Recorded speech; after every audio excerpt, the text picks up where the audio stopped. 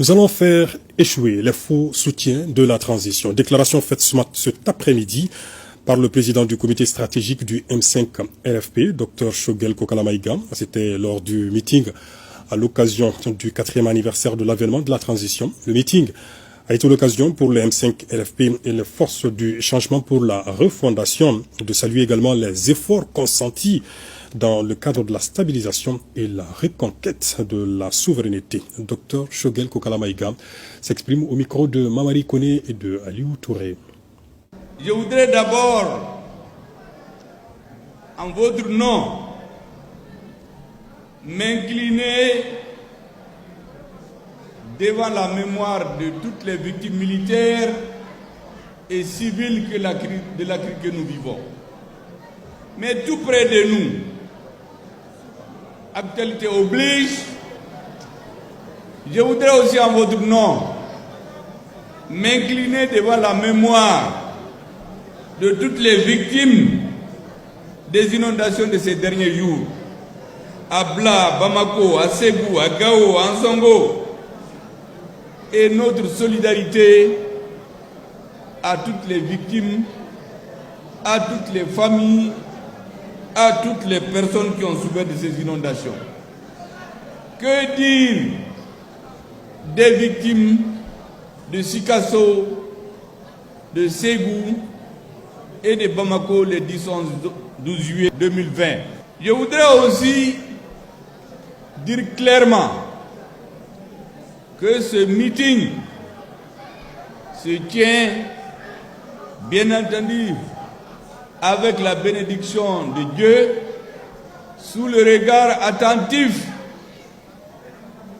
des présidents des pays membres de la Confédération de l'AES. Je voudrais parler du président du Burkina Faso, Ibrahim Traoré, le capitaine, du président de la transition malienne, ce n'est que là le colonel Assimi Goïta, du président de la transition du Niger, le général de brigade Abdraman Tchani. Je voudrais leur exprimer toute notre satisfaction pour l'acte historique qu'ils ont posé le 6 juillet à Niamey en mettant sur les fonds baptismaux la Confédération des États du Sahel.